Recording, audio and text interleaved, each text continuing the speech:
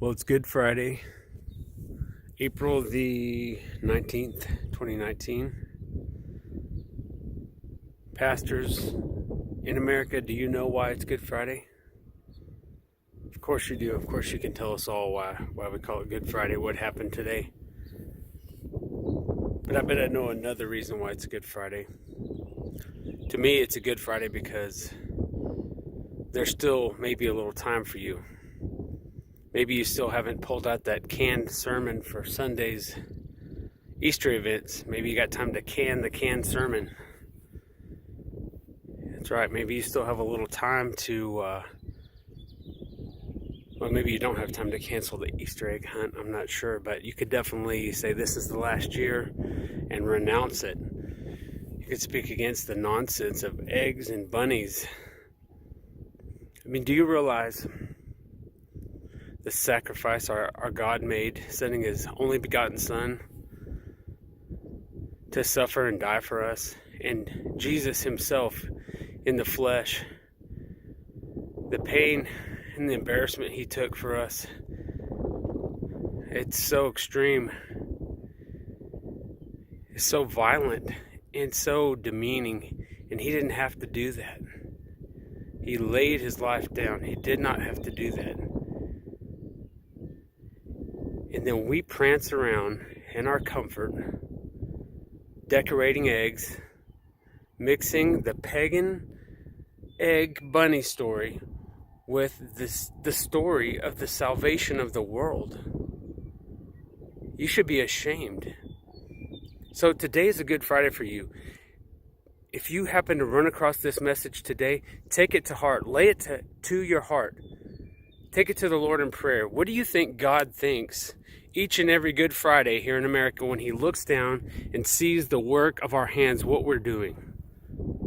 Do you think Jesus Christ Himself, sitting on the right hand of God, looking at what we're doing, is pleased? I mean, honestly, ask yourself that. Is He pleased with you keeping things copacetic, keeping things happy? Let's go ahead and continue on with tradition, American tradition of hunting colored eggs and pretending a giant, scary bunny delivered them. What do you think? You're going to have to answer for this someday. I will too. But you continue on in it. You're ministers of the gospel, correct? And you continue on with the same apostasy year after year. Let this Good Friday be the last Good Friday you look at Easter in this forsaken way. Every Good Friday that rolls around, I always pray and hope to myself that it's my last one on earth. Not that I want to die and leave my kids, but I pray that it's the last one for us believers on earth. I pray that the Lord will not tarry any longer. Every Good Friday, I hope this is the last pagan holiday I have to endure with Christians that mix that stuff into our worship and into our lives. And it continues on each year. But each year, I mean, even every Friday, I pray that it's the last Friday. Do you feel that way, pastors in America? Do you really? Do you ever feel like, man, hey man, look at this place where I live. Do you think I'm doing okay? It's great here. I have a great life here. And I am ready to go. I don't want this. But I fear that you're too comfortable. You're fat and soft. You've got a good thing going. You've got people paying money into your retirement, into your position, and you want to keep the people pleased and keep things going. Do I speak to please men or to please God? Ask yourself that. Am I scared to lose it all? Am I scared that my congregation would dwindle if I spoke the truth? Shame on me if that's my heart. Shame on you, pastor, if that's your heart. I understand. I don't want to lose my job and lose my house. But I'm not getting paid to minister the gospel to people. I spend all my time when I'm not working and when I'm not tending to my children and my family. I spend all my time thinking of how I can reach others and reach the lost and preach the gospel to the lost people that I meet each and every day. I spend all my time posting news and trying to wake people up and show them how close we are to the end, and to just simply long for Jesus. Love him in your heart. Wish that he would come back today. And I get paid nothing. I get mocked, humiliated, scorned.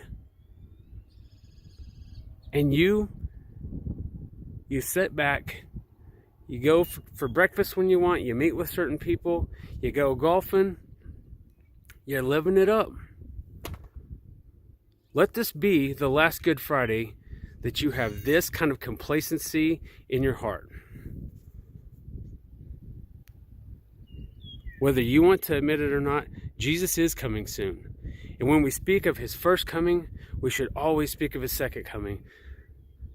The first coming has no more importance than the second coming. It's all the same story.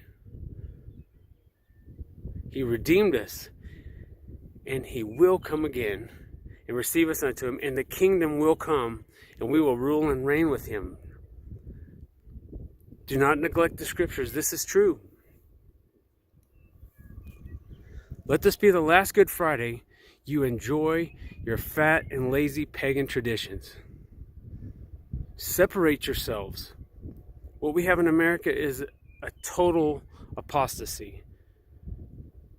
We have men becoming women, women becoming men, some churches letting them lead. We have babies being killed every day, their body parts chopped up and sold. And we can't seem to stop it, but I hear no word about it. We don't pray about it. We're not upset. You're not grieved in your heart. You're comfortable. And you definitely aren't looking for the Lord's return or warning people. He could come in this instant. You know this is true. You've read the scriptures. Do not let the fear of the leadership of the church, or of losing status, or of losing staff, or occupants, butts in the pews.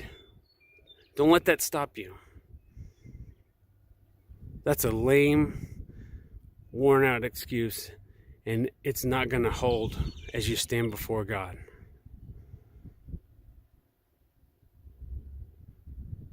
Have a good Friday, everybody. All you brothers and sisters that are looking up, keep looking up. Have faith, stay strong. Jesus is coming soon. Maranatha.